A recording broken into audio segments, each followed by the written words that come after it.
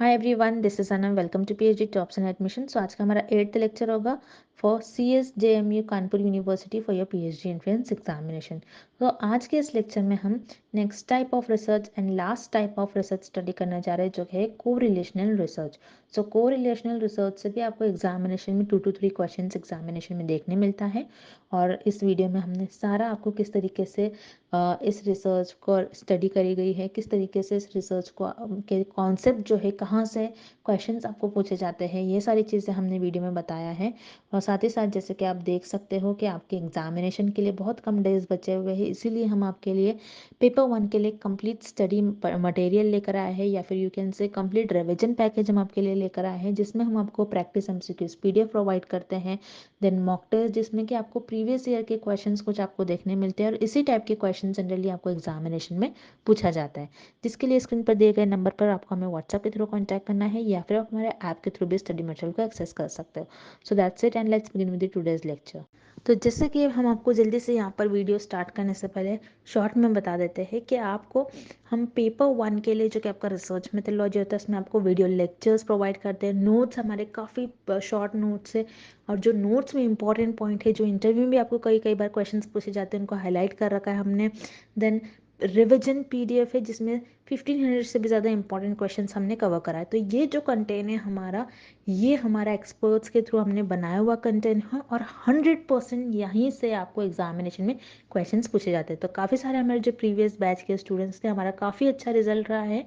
हम आपको स्क्रीनशॉट भी दिखाएंगे उनके फीडबैक का, कि किस तरीके से हमारे ही कंटेंट से उन्हें एग्जामिनेशन में क्वेश्चंस पूछे गए थे। तो अगर आप इंटरेस्टेड हो तो दिए गए स्क्रीन पर जो नंबर है, आप हमें कॉन्टैक्ट कर सकते हो, या फिर हमारे ऐप के थ्रू भी स्टडी मटेरियल को एक्सेस कर सकते हो। लिंक आपको डिस्क्रिप्शन में मिल जाएगा। पेपर 1 के साथ साथ हम आपको पेपर 2, जो कि आपका सब्जेक्ट स्पेसिफिक होता है, जिसमें आप रिसर्च करोगे, जिसमें आप आपकी PhD करोगे, स्पेशलाइजेशन करोगे, उसके लिए भी हम आपको काफ़ी सारे सब्जेक्ट के लिए भी स्टडी मटेरियल प्रोवाइड करते हैं।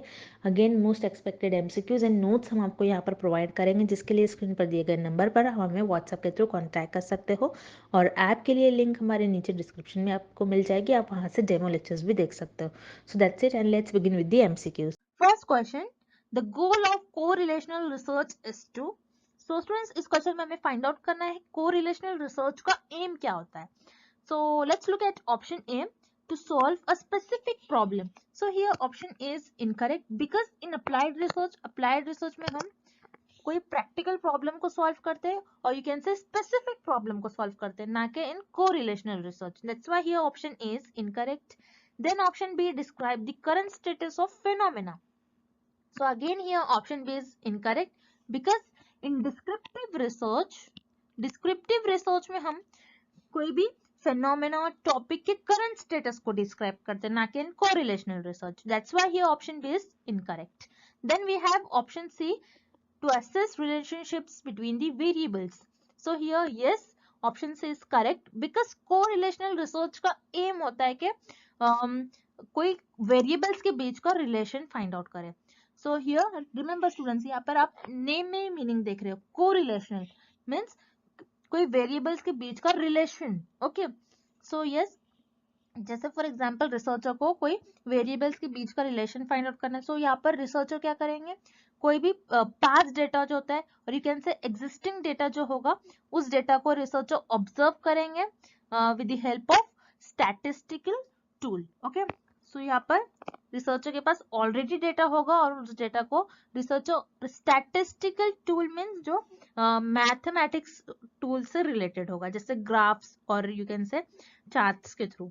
तो यहाँ पर रिसर्चर के पास मान लो एक डेटा है, जो एक्सरसाइज, यहाँ पर एक वन वेरिएबल है जो एक्सरसाइज है, and the second variable is calories burn. Okay, ये सेकेंड वेरिएबल होगा। सो रिसर्चर के पास ये दो वेरिएबल्स है। सो रिसर्चर ने ये दो वेरिएबल्स, और यहाँ पर जो डेटा था दो वेरिएबल्स का, यहाँ पर रिसर्चर ने उस डेटा को ऑब्जर्व किया, एनालाइज किया, और रिसर्चर ने ये देखा with the help of statistical tool, researcher ने ये पाया कि यहाँ पर जो लोग एक्सरसाइज ज्यादा कर रहे थे उनमें, और this indicate calories burn. Okay, so जो लोग एक्सरसाइज ज्यादा कर रहे थे उनकी कैलोरीज भी ज्यादा बर्न हो रही है। दैट्स व्हाई हियर रिसर्चर ने ये देखा कि एक्सरसाइज और कैलोरीज बर्न, ये दोनों वेरिएबल्स के बीच में कुछ रिलेशन है. Okay, that's why here correlational research का एम ये होता है कि कोई वेरिएबल्स के बीच का रिलेशन फाइंड आउट करे. Okay, so here option C is the right answer to assess relationships between the variable. All right, next question. Correlational research is, so students इस क्वेश्चन में हमें फाइंड आउट करना है कि correlational research क्या होती है. So here first option non experimental. Yes, it is correct because correlational research में रिसर्चर ऑलरेडी जो डेटा होता है उसी डेटा को एनालाइज करते हैं और उस वेरिएबल्स के बीच का रिलेशन फाइंड आउट करते हैं.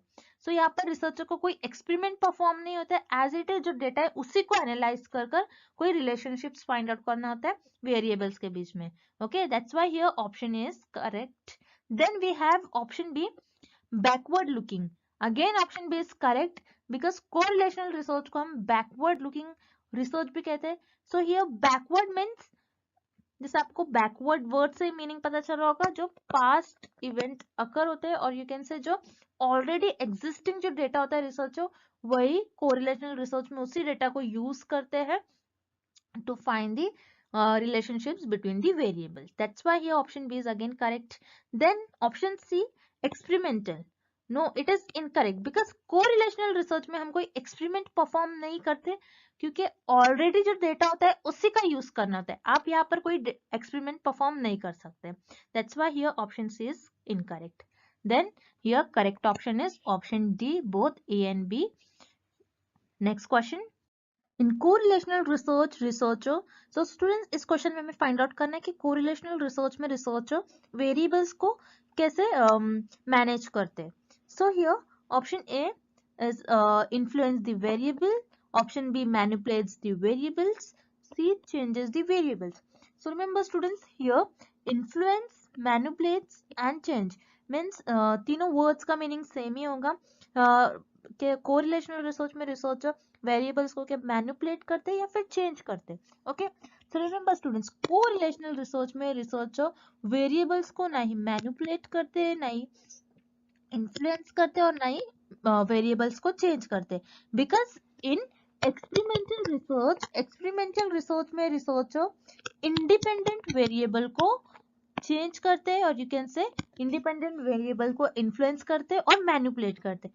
बट कोरिलेशनल रिसर्च में रिसर्चर वेरिएबल्स को नहीं चेंज करते नहीं मैनिपुलेट करते. ओके, बिकॉज कोरिलेशनल रिसर्च में रिसर्चर को जो भी एग्जिस्टिंग डेटा होता है वही डेटा का यूज करना होता है. That's why here correlational research में रिसर्चर कोई भी वेरिएबल्स को मैनिपुलेट और चेंज नहीं करते. That's why here correct option is option D, none of the above. Next question. Data from a correlational study is usually shown as a, so students इस question में हमें find out करना है कि correlational research में researcher अपने data और result को किस ग्राफिक फॉर्म में शो करते हैं. So here we have option A scatter plot, then option B pie chart, then option C bar graph. Okay, so students here pie chart में हम डेटा को सर्कुलर फॉर्म में represent करते हैं. This is pie chart. Then we have bar graph. So bar graph में data को कुछ ये बार में हम डेटा को रिप्रेजेंट करते हैं. That's why it is known as bar graph. And scatter plot, this is the diagram of scatter plot. Okay, so yes students correlational research में रिसर्चर अपने डेटा और रिजल्ट को स्कैटर प्लॉट के form में represent करते हैं. Because scatter plot के help से researcher direction of relationships find out करते हैं between the variables. Okay, so जैसे कि आप देख रहे हो इस ग्राफ में जैसे ईयर इंक्रीज हो रहा है सो लोकल इंडेक्स भी इंक्रीज हो रहा है. दैट मीन्स हियर रिसर्चर ये फाइंड आउट करते हैं कि फर्स्ट वेरिएबल अगर इंक्रीज हो रहा है तो सेकेंड वेरिएबल क्या इंक्रीज हो रहा है या डिक्रीज हो रहा है. सो हियर पाई चार्ट और बार चार्ट में आप वेरिएबल्स के बीच का रिलेशन और डायरेक्शन नहीं फाइंड आउट कर सकते. That's why here pi and bar graph will not use in correlational research. Okay, so here correct option is option A, scatter plot. Next question. In correlational research, when two variables move in the same direction then it is. So students, इस question में हमें find out करना है कि correlational research में जब two variables same direction में move करेंगे सो उन्हें हम क्या कहते हैं. So here option A positive correlation. So positive correlation कैसा होता है, जैसे फॉर एग्जांपल स्मोकिंग, अगर कोई स्मोकिंग ज्यादा कर रहा है so and lung cancer. Okay, so उनका लंग भी ज्यादा अफेक्ट होगा. मीन्स जो पर्सन ज्यादा स्मोक कर रहा है तो उनमें ज्यादा चांसेस होगा कि उनको लंग कैंसर हो. तो आप देख रहे हो ये दोनों वेरिएबल सेम डायरेक्शन में मूव कर रहे हैं. That's why it is known as positive correlation. Then we have option B negative correlation. Negative correlation जैसे for example junk food and health. Okay, so अगर आप ज्यादा जंक फूड खाते हो तो आपकी हेल्थ क्या हो जाएगी, आपकी हेल्थ डिक्रीज हो जाएंगे, हेल्थ में कुछ ना कुछ आपके प्रॉब्लम होंगे. सो आप देख रहे हो यहाँ पर आपका फर्स्ट वेरिएबल अपवर्ड डायरेक्शन में है एंड सेकेंड डाउनवर्ड डायरेक्शन में. सो यहाँ पर दोनों वेरिएबल अपोजिट डायरेक्शन में मूव कर रहे हैं. That's why it is known as negative correlation. So here option B is incorrect. Then here option C zero correlation. Zero correlation means again we'll take example. जैसे for example अगर आप face wash कर रहे हो and अगर आप face wash करते हो अपना सो क्या आप आपकी क्लास में फर्स्ट आओगे. सो यहाँ पर फेस वॉश और क्लास में फर्स्ट आने से कुछ रिलेशन होगा क्या, नहीं, बिकॉज यहाँ पर फर्स्ट वेरिएबल का और सेकेंड वेरिएबल के बीच में कुछ रिलेशन ही नहीं है. That's why it is known as zero correlation. जहां पर दोनों भी वेरिएबल्स के बीच में कुछ रिलेशन नहीं होगा उसे हम कहते हैं zero correlation. That's why here option C is again incorrect. So yes, जब भी दो वेरिएबल सेम डायरेक्शन में मूव करते हैं सो उसे हम कहते हैं positive correlation. So here option is the right answer. Next, research shows that the older a person is, the larger their vocabulary. This is an example of. So students, इस question में हमें एक example given है और हमें find out करना है ये एग्जाम्पल किस कोरिलेशन की एग्जाम्पल होंगी. Okay, so what is an example. Older a person means जो पर्सन की एज ज्यादा होगी. Then their larger their vocabulary means vocabulary means here you can say knowledge of words. okay, तो जिस person की age ज्यादा होगी उनकी वोकैबुलरी भी ज्यादा होगी. ओके, सो जैसे आप देख रहे हो दोनों वेरिएबल जो है सेम डायरेक्शन में मूव कर रहे हैं. ओके, जब भी वेरिएबल सेम डायरेक्शन में मूव करते हैं उन्हें हम कहते हैं positive correlation. So this is an example of positive correlation. So here option A is the right answer. Moving on to the next question. Perfect correlation is when correlation coefficient is. So students, इस question में हमें find out करना है correlation coefficient की value क्या होगी जब हम उसे perfect correlation कहेंगे. तो यहाँ पर perfect correlation coefficient word is new for you. So correlation coefficient ऐसा coefficient होता है जो मेजर करता है strength of relationships को. okay, strength of relationships between the variables means variables कितने strongly relate कर रहे हैं. so इस coefficient की वैल्यू -1 से +1 के बीच में lie करती है. so here -1 means a perfect negative correlation and +1 means perfect positive correlation where 0 means there is no relation between the variables. so yes, perfect correlation हम कब कहते हैं, जब कोरिलेशन कोएफिशिएंट -1 से +1 के बीच में लाई करो. Okay, so here option A is +1 means perfect positive correlation. So let's see example. जैसे कोई पार्टी को वोट ज्यादा मिले हैं सो उस पार्टी को विनर होना ही है और वो पार्टी विनर होगी. मींस अगर यहाँ पर एक वेरिएबल बढ़ रहा है तो सेकेंड वेरिएबल को बढ़ना ही है. That is known as perfect positive correlation. Then we have option B -1. So -1 means perfect negative correlation. जैसे फॉर एग्जाम्पल एक ट्रेन है और उस ट्रेन को A से B स्टेशन मूव करना है. so, अगर अब ट्रेन अपनी स्पीड इंक्रीज करेंगी so उस ट्रेन को स्टेशन बी पर जाने के लिए टाइम कम लगेगा। तो आप देख रहे हो यहाँ पर कम लगना ही है इस ट्रेन को स्टेशन बी पर मूव करने के लिए। तो यहाँ पर आप देख रहे हो एक वेरिएबल अगर इंक्रीज हो रहा है तो सेकेंड वेरिएबल को डिक्रीज होना ही है। That is known as perfect negative correlation. So here option B is again correct. Then option C, 0. 0 means there is no relation between the variables. Okay. So here correct option is option D, both A and B. Next question. Which of the following statement is true about correlational research? So students, इस question में हमें find out करना है कि कौन सा option correct है about correlational research. Okay. So here option A can demonstrate causation. So students, here causation means cause and effect. Okay. So remember students, correlational research cause and effect relationships describe नहीं करता है between the variables. Correlational research बस relation बताता है between the variables. Okay. जैसे for example, researcher ने कोई city में ये देखा कि समर में आइसक्रीम की सेल्स ज्यादा हो रही थी और उसी मंथ में क्राइम रेट भी ज्यादा हो रहा था। ओके, सो यहाँ पर आप ये नहीं कह सकते हो कि आइसक्रीम के ज्यादा सेल्स होने की वजह से क्राइम रेट इंक्रीज हो रहा है, बट यहाँ पर आप देख सकते हो आइसक्रीम एंड क्राइम रेट, यहाँ पर आइसक्रीम और क्राइम रेट के बीच में पॉजिटिव कोरिलेशन है, मीन्स एक वेरिएबल बढ़ रहा है तो सेकेंड भी इंक्रीज हो रहा है। सो यहाँ पर कॉज एंड इफेक्ट रिलेशनशिप नहीं हो रहा है, क्या आइसक्रीम की वजह से क्राइम रेट इंक्रीज हो रहा है, नहीं, हम यहाँ पर कोरिलेशनल रिसर्च में cause and effect relationship find out नहीं करते। So that is why correlation does not imply causality or causation. Okay, correlational research जरूरी नहीं है कि cause and effect relationship show करे. That's why here option A is incorrect. Then we have option B is used to define the problem. So again option B is incorrect because हम किसी भी problem को define करते, understand करते in exploratory research, not in correlational research. That's why here again option B is incorrect.